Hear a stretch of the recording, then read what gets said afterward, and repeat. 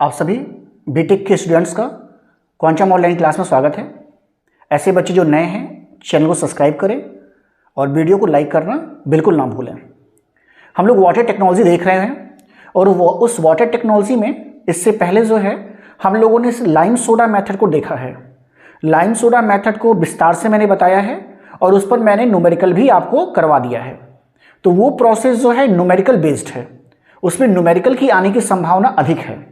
लेकिन जो आज हम टॉपिक देखने जा रहे हैं ये थ्योरेटिकल है, न्यूमेरिकल इसमें कम आते हैं, लेकिन हाँ इसका थियरी लिखने को आने की संभावना पूरी है। तो आज का जो प्रोसेस है वो वाटर सॉफ्टनिंग को लेके है कि वाटर सॉफ्टनिंग का दूसरा क्या मेथड हो सकता है। तो आज हम देखने जा रहे हैं वाटर को सॉफ्ट करने का दूसरा मेथड, और वो मेथड किस नाम से जाना जाता है? तो वो मेथड जाना जाता है बेस एक्सचेंज और जियोलाइट प्रोसेस और परम्यूटेड प्रोसेस। तो ये तीन नामों से जाना जा रहा है। बेस एक्सचेंज कहने का मतलब है कि यहां पर केटायन का एक्सचेंज होगा। तो केटायन का एक्सचेंज अभी देखेंगे कैसे हो रहा है, तो इसलिए इसका नाम है बेस एक्सचेंज। जियोलाइट मेथड इसलिए कहते हैं कि यहां पर जो एक्सचेंज करने वाला सबस्ट्रेट है, जो सब्सटेंस है, वो जियोलाइट है, इसलिए हम कहते हैं कि ये जियोलाइट प्रोसेस है। और जियोलाइट का ही जो दूसरा नाम है उसको हम कहते हैं परम्यूटेड, तो इसीलिए इसका नाम है परम्यूटेड मेथड। प्रोसेस को समझते हैं, प्रोसेस को कैसे किया जाएगा।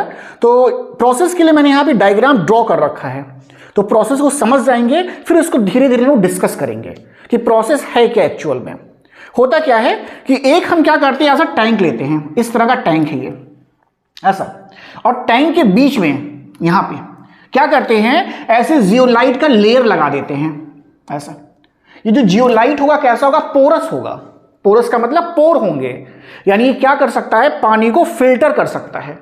तो ये क्या करता होगा, पानी को फिल्टर करता है। इसका जो लेयर होता है काफी थिक रखते हैं, मोटा रखते हैं। क्यों मोटा रखेंगे? क्योंकि पानी जो है धीरे धीरे क्या करे, यहां से नीचे आए, जिससे जो रिएक्शन होना है वो हो जाए। तो क्या करते हैं, टैंक लेते हैं और उस टैंक में क्या करते हैं, जियोलाइट की लेयर को लगा देते हैं। तो जियोलाइट की जो लेयर होती है उसे हम लोग कहते हैं जियोलाइट बेड। बेड का मतलब जैसे बिस्तर, तो बिस्तर के फॉर्म में लगा देते हैं, बेड के फॉर्म में ऐसे लगा देते हैं।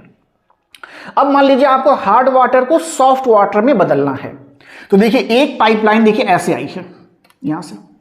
तो ये क्या कर रहा है, ये हार्ड पानी को ला रहा है, हार्ड वाटर को ला रहा है, और ये पानी देखिए मैंने एरो से लगा रखा है, ये पानी ऐसे नीचे आ रहा है। तो अब क्या हो रहा है कि अब जब पानी इससे नीचे आएगा तो फिल्टर होकर के आएगा, और यहां पर ढेर सारे रिएक्शन होंगे, और उस रिएक्शन से क्या होता है कि आपका जो हार्ड वाटर है ये किस में बदल जाएगा, सॉफ्ट वाटर में। तो ये टैंक जो है यहां पे सॉफ्ट वाटर को कलेक्ट करेगा, तो इसे हम लोग कहते हैं कलेक्टिंग एरिया कह सकते हैं। तो ये क्या करेगा, पानी को कलेक्ट करने का काम करेगा। और फिर आप यहां से क्या कर सकते हैं, इस फिल्टर्ड वाटर को ले सकते हैं। तो क्या लिखा है, फिल्टर्ड वाटर आउटलेट। तो ये फिल्टर वाटर आउटलेट के नाम से जाना जाएगा। तो क्या क्या नाम लिखे गए हैं, हार्ड वाटर इनलेट, इनलेट का मतलब लाने वाला, तो हार्ड वाटर इनलेट लिखा गया है। अच्छा, अब देखिए लिखा गया जियोलाइट बेड, ये जियोलाइट बेड है। और जहां से पानी आप ले सकते हैं, जो सॉफ्ट वाटर आप ले सकते हैं, उसको लिखा गया है फिल्टर्ड वाटर आउटलेट। तो ये नाम लिखे गए हैं। अभी इस वाले पोर्शन को भी देख लेते हैं ऐसे। इस वाले पोर्शन क्या है, तो होता क्या है कि जब जियोलाइट का जो बेड है ये लगातार जब काम करता है, मतलब लगातार जब फिल्टर करता है, तो हो क्या रहा है प्रोसेस में, तो देखिए बेस का एक्सचेंज हो रहा है, इसलिए प्रोसेस का क्या नाम है, बेस एक्सचेंज। तो जब बेस का एक्सचेंज हो रहा है तो धीरे धीरे क्या होता है कि जितने बेस इसमें रहते हैं, जितने केटायन मौजूद रहते हैं, वो सारे के सारे क्या होते हैं, खत्म हो जाते हैं। तो जब बेस यहां से खत्म हो जाएगा तो एक्सचेंज किसका होगा, नहीं ना हो पाएगा। यानी पानी आपका जो हार्ड वाटर है वो छन करके हार्ड वाटर ही रह जाएगा, क्योंकि प्रोसेस ही नहीं हो रही है, रिएक्शन ही नहीं हो रहा है। तो इस काम को करने के लिए हम क्या करते हैं, एक छोटा टैंक और रखते हैं, और ये छोटा टैंक में हम क्या रखते हैं, इस छोटे टैंक में देखिए हम क्या रखते हैं, इसमें हम रखते हैं ब्राइन सॉल्यूशन रखते हैं, ब्राइन सॉल्यूशन। तो ये ब्राइन सॉल्यूशन क्या करता है, ये जो जियोलाइट बेड है इसको दोबारा रीजनरेट करने का काम करता है। तो रीजनरेट करने का काम किसका है? इस ब्राइन सोल्यूशन का है। और ब्राइन सोल्यूशन का मतलब कुछ भी नहीं है, ये सोल्यूशन क्या है? ये NaCl का सोल्यूशन है, सिंपल सा। तो ये NaCl का सोल्यूशन है, लेकिन इस सोल्यूशन को लाएंगे कैसे? तो इस सोल्यूशन को देखिए, पाइपलाइन है और इस पाइपलाइन से लाएंगे, और यहां पर क्या हो? यूनिफॉर्म डिस्ट्रीब्यूशन हो, मतलब ऐसा ना हो कि एक ही जगह सब गिर जाए। तो उसके लिए क्या किया गया है? एक ब्राइन डिस्ट्रीब्यूटर लगाया गया है। क्या लगाया गया? मैं यहां से लिख दूं, वहां जगह थोड़ी कम थी तो मैं फिर से लिख दूं क्या वहां लिखा हुआ है। तो वहां पे जो नाम लिखा है वो लिखा है ब्राइन डिस्ट्रीब्यूटर, ये नाम लिखा है वहां पे, मतलब डिस्ट्रीब्यूट करने वाला। तो ब्राइन सोल्यूशन को क्या करता है? ये डिस्ट्रीब्यूट करता है यूनिफॉर्म वे में, एक जैसे, कि हर जगह बराबर फॉर्म में जाए।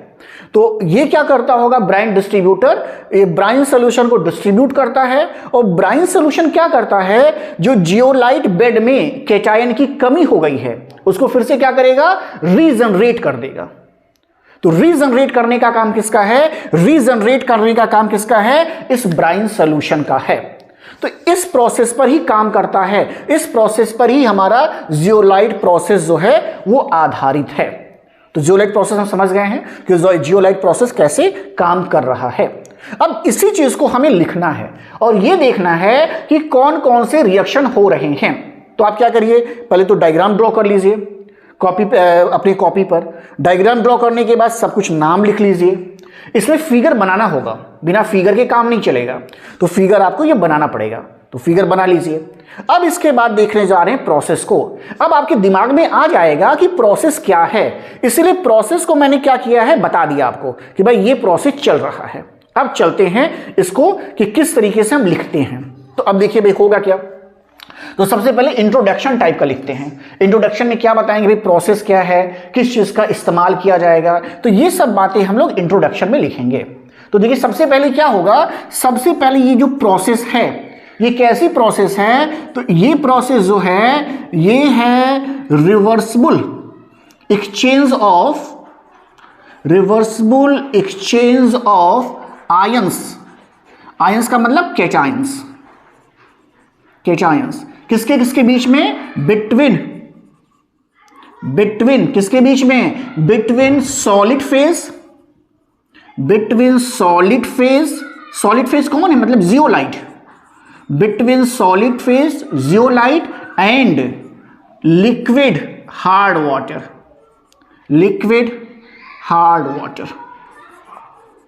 भाई यही तो है। मैं अभी आपको क्या बताया हूं कि सबसे पहली बात क्या लिखा जाएगा कि सॉलिड फेज जो है, देखिए यहां पे सॉलिड फेज का मतलब जियोलाइट कहने का मतलब है ये जियोलाइट है, ऐसा। तो जियोलाइट की आयन का किसके साथ एक्सचेंज हो रहा है? तो एक्सचेंज हो रहा है किसके साथ? हार्ड वाटर के साथ, ऐसा। तो क्या रिवर्सिबल प्रोसेस है। कैसा प्रोसेस है? रिवर्सिबल प्रोसेस है। तो क्या होगा, रिवर्सिबल प्रोसेस क्या है? आयन एक्सचेंज का है, वो भी कैटायन का। किसके किसके बीच में? जो हार्ड वाटर यहां पर आ रहा है और ये जो सॉलिड फेज जियोलाइट है, जियोलाइट सॉलिड फेज है, तो उसके बीच में क्या हो रहा है? आयन का एक्सचेंज हो रहा है। तो पहली लाइन आप इस लाइन को लिख सकते हैं कि this process is a reversible exchange of ions between solid phase and liquid hard water. इस लाइन को आप यहां पे लिख सकते हैं। और इसके लिए जो सॉलिड फेज इस्तेमाल करते हैं उसका क्या नाम है? जियोलाइट है। तो आप लिख सकते हैं कि जियोलाइट जो है, zeolite is used as a solid phase. लिख सकते हैं ना कि जियोलाइट जो है उसको सॉलिड फेज को रूप में इस्तेमाल करते हैं। तो अगली लाइन आप ये लिख सकते हैं। अब देखिए इसमें क्या कर सकते हैं, इसको हटा देते हैं। अब देखिए आपको अब जियोलाइट का फार्मूला पता होना चाहिए और साथ ही साथ उसको रिप्रेजेंट कैसे करते हैं ये पता होना चाहिए। तो जियोलाइट क्या है? तो जियोलाइट देखिए क्या है, जियोलाइट जो है वो कहलाता है, देखिए एल्यूमिनोसिलिकेट। एल्यूमिनोसिलिकेट से नहीं लिख रहा हूं मैं, ऑक्साइड ऑफ है ये, यहां देखिए, this is a oxide of aluminosilicate, ऐसा लिख सकते हैं। कौन? Zeolite. Zeolite is a oxide of aluminosilicate, okay तो कैसे रिप्रेजेंट कर सकते हैं, रिप्रेजेंट कैसे किया जाएगा, तो लिख के देखते हैं भाई। एल्युमिनियम का ऑक्साइड लिखेंगे तो कैसे लिखोगे भाई, ऐसे तो लिखोगे।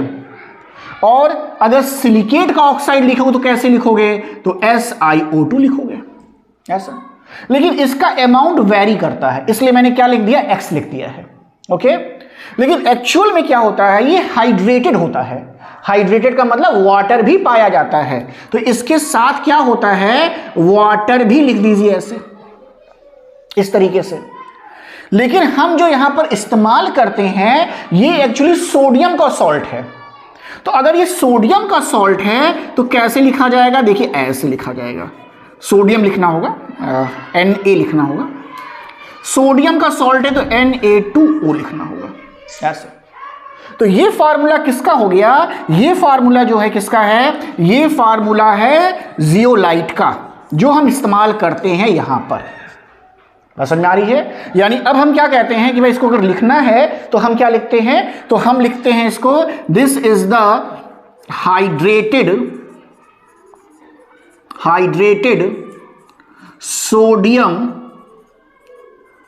सॉल्ट ऑफ क्या है, एल्यूमिनो सिलिकेट।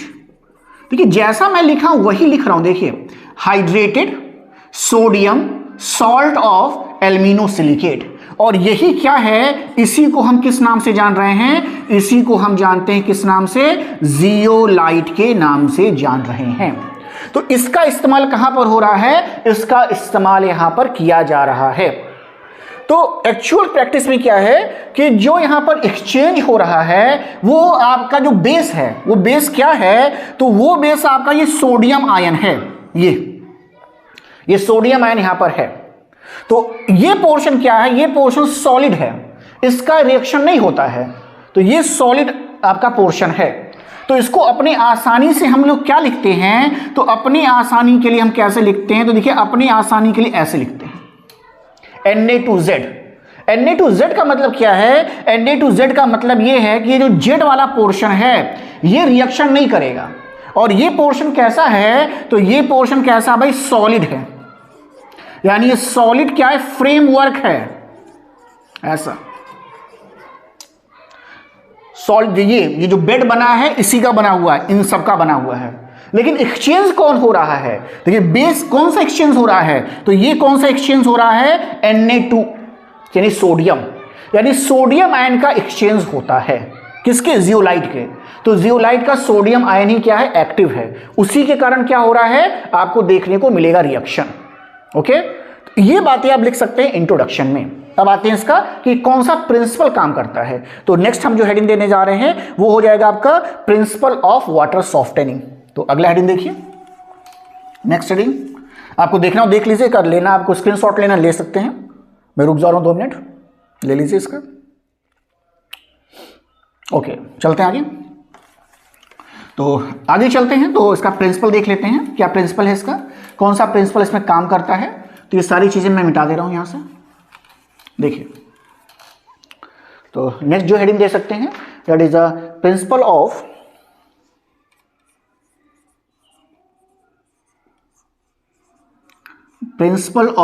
Water softening.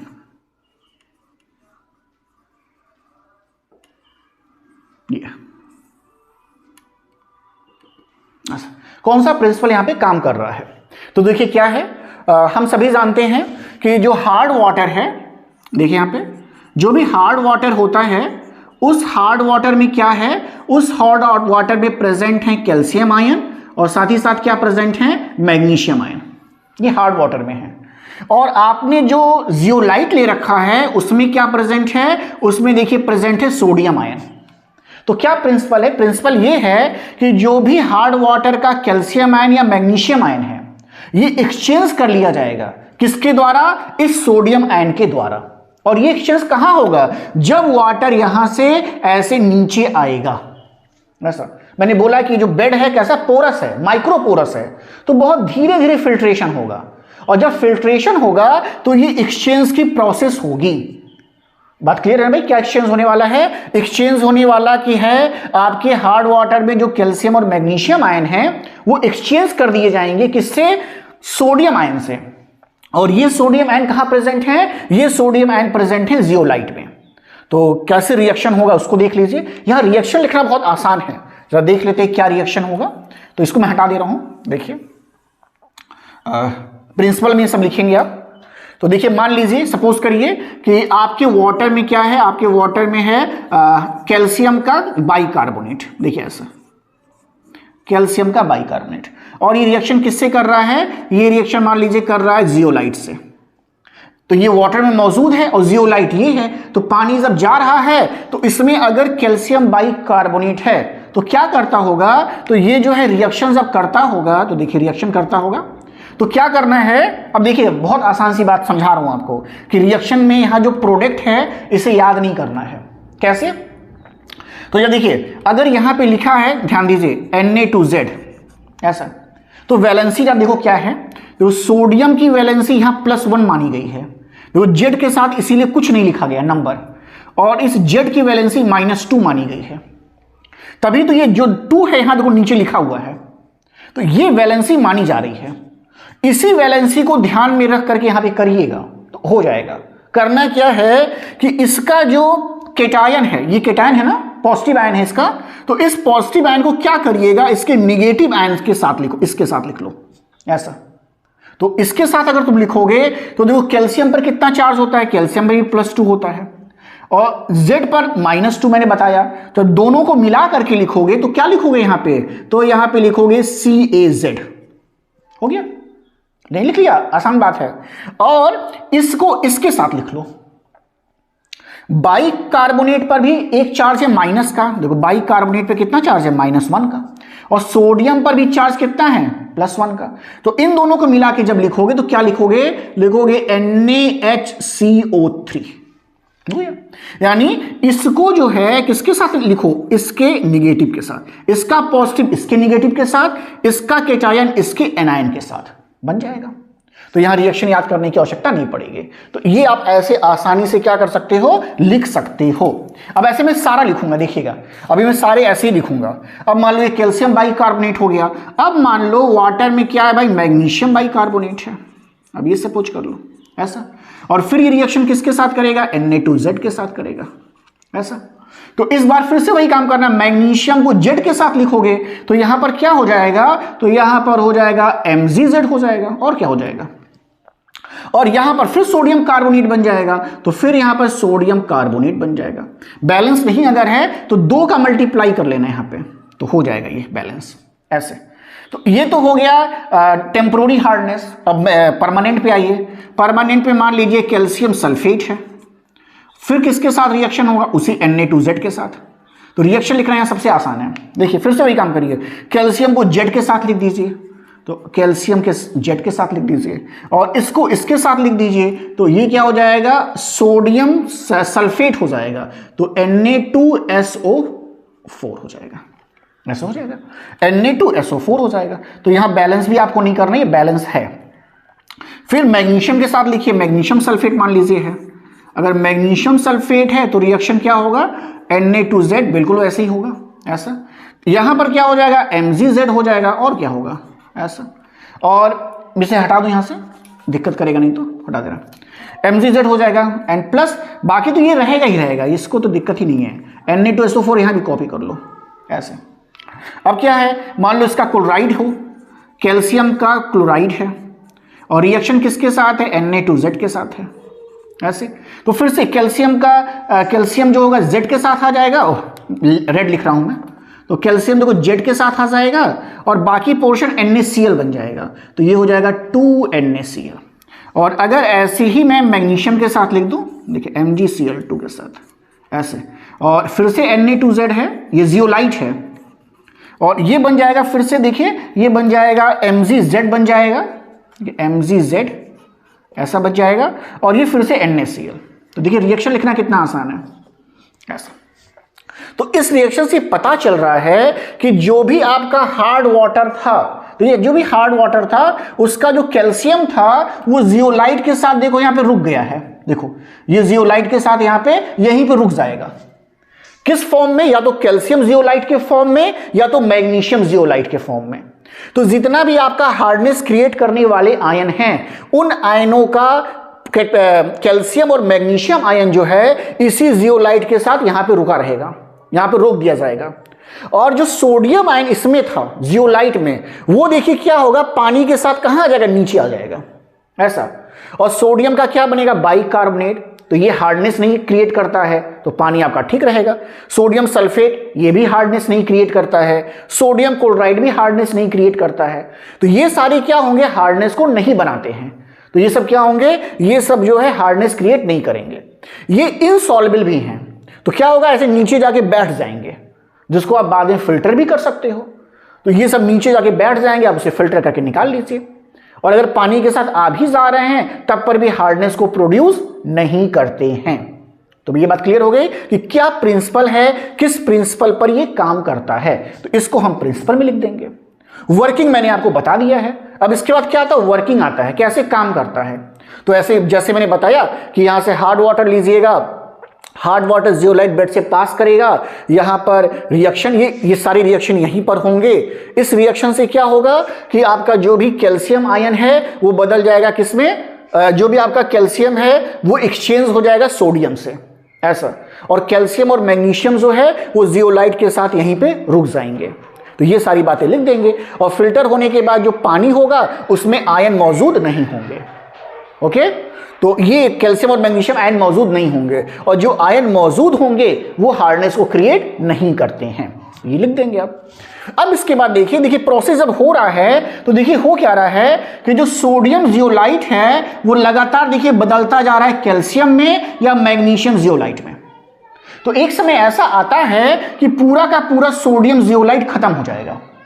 तब क्या आएगा, रीजनरेशन करना पड़ेगा। तो रीजनरेशन के लिए ही ब्राइन टैंक लगा है। तो रीजनरेशन भी यहां पे लिखना होगा कि भाई रीजनरेशन कैसे करेंगे। तो अगला जो टॉपिक लिखना पड़ेगा वो लिखना पड़ेगा रीजेनरेशन, ये रीजनरेट करना।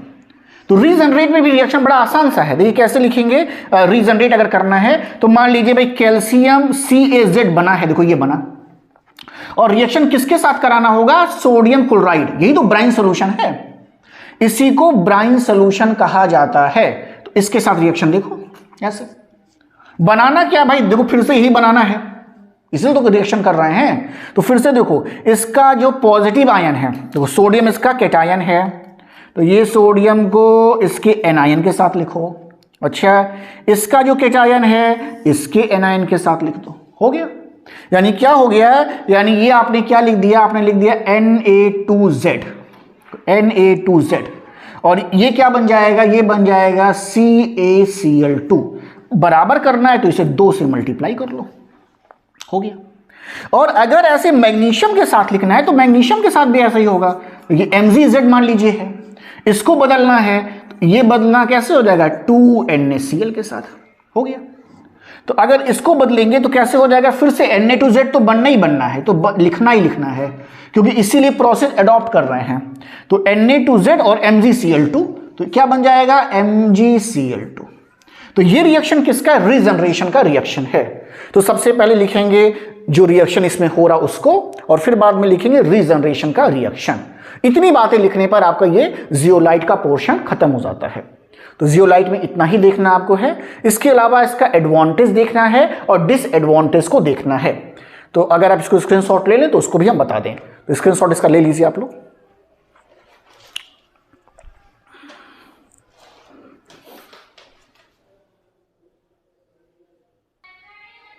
अब इसमें आगे जो है हम देखने जा रहे हैं एडवांटेज ऑफ जियोलाइट प्रोसेस और साथ ही साथ डिसएडवांटेज ऑफ जियोलाइट प्रोसेस। तो इन दो चीजों को हम यहां पर अब देखने जा रहे हैं। तो अगर हम बात करें एडवांटेज ऑफ जियोलाइट प्रोसेस कि इस प्रोसेस का क्या एडवांटेज है, तो अगर एडवांटेज देखते हैं तो पहला एडवांटेज देखिए, water having very low hardness is produced. बहुत ही कम हार्डनेस वाला वाटर प्रोड्यूस होता है, और कभी कभी ऐसा वाटर भी मिलता है जिसमें हार्डनेस 0 होता है। तो उस लाइन को लिखा गया है, even water having 0 hardness can be produced. तो ऐसे वाटर का भी प्रोडक्शन होता है कि वहां पर हार्डनेस 0 रहती है। दूसरा पॉइंट क्या है, द प्लांट इज कॉम्पैक्ट। जो प्लांट है बहुत ही कॉम्पैक्ट है, बहुत ही छोटा है, एंड ऑक्यूपाइज लेस स्पेस, और कम स्पेस को लेता है। No slag is form, slag का मतलब है बाई प्रोडक्ट, तो बाई प्रोडक्ट नहीं कुछ बनता है, तो no slag is formed and hence there is no problem of slag disposal. चूंकि कोई अननेसेसरी चीज नहीं बनती है, कोई बाई प्रोडक्ट नहीं बनता है, तो उसको डिस्पोजल करने का कोई प्रॉब्लम नहीं रहता है। अगली बात, the running maintenance and operation cost is quite less. इसको चलाने का, इसको मेंटेन करने का और इसका ऑपरेशन, इसको ऑपरेट करने का जो कॉस्ट है वो बहुत ही कम है, क्योंकि बस जियोलाइट ही लग रहा है, जियोलाइट का जो बेड है वही लगता है और बाकी कुछ नहीं लगता है। तो ये इसके क्या है एडवांटेज आपको देखने को मिलेंगे। डिसएडवांटेज, 3 डिसएडवांटेज को मैंने यहां मेंशन किया है। और पहला डिसएडवांटेज ये है कि बहुत ही गंदा पानी अगर होगा, गंदे पानी को कहते हैं जो साफ ना हो, टर्बिड हो, अगर टर्बिड वाटर इससे पास होगा तो होगा क्या कि इसके जो पोर हैं, मैंने कहा था ना कि जियोलाइट में माइन्यूट पोर होते हैं जिससे पानी फिल्टर होता है, तो अगर गंदा पानी है तो जो गंदगी है उस पोर में जाके बैठ जाएगी, तो क्या हो जाएगा, जो छन्नी की रेट है, जो पानी फिल्टर होने का रेट है वो कम हो जाएगा, तो उसके लिए सुटेबल नहीं है। तो पहला देखिए यही लिखा गया है कि this process is not suitable for highly turbid water. देखिए यहां पे ये अगर बहुत गंदला पानी है, बहुत ही गंदा पानी है तो उसके लिए सुटेबल नहीं है, क्योंकि फिर उसको आपको निकालना पड़ेगा, फिर धुलना पड़ेगा, तो बहुत दिक्कत आएगी, तो ये नहीं हो सकता है। अगली बात कह रहा है कि अगर मान लीजिए वाटर में आयरन का सॉल्ट है, मैग्नीज का सॉल्ट है, तो जब एक्सचेंज होगा तो जियोलाइट का आयरन बन जाएगा और जियोलाइट का मैग्नीज बन जाएगा, तो उसको रीजनरेट कैसे करेंगे। आपने ब्राइन सोल्यूशन ले रखा है, तो ब्राइन सोल्यूशन में सोडियम का रिप्लेसमेंट होना है, तो ये रिप्लेसमेंट नहीं हो पाता है। तो अगला पॉइंट इसी से संबंधित है कि water containing large amount of iron and manganese, अगर अधिक संख्या में आयरन और मैग्नीज का सॉल्ट है और अगर वो पास कर रहा है, when pass through zeolite bed are converted to iron zeolite and manganese zeolite, तो उसको फिर क्या करना होगा, which cannot be regenerated easily, जो easily regenerate नहीं होता है। और सबसे लास्ट पॉइंट क्या है कि प्रोसेस के दौरान देखिए क्या बन जा रहा है, प्रोसेस के दौरान बनता है सोडियम बाइकार्बोनेट, और ये सोडियम बाइकार्बोनेट क्या करता है, ये फोमिंग करता है, बुलबुले बनाता है, किसमें, वाटर में, तो इसके नाते क्या हो सकता है, कोरोजन भी होता है। तो इसके प्रेजेंस के नाते ये वाटर जो है इंडस्ट्रियल पर्पस के लिए या बॉयलर पर्पस के लिए क्या है, ठीक नहीं है। इसी पॉइंट को यहां लिखा गया है कि the process leaves sodium bicarbonate in water which causes foaming in industrial और बॉयलर फीड वाटर।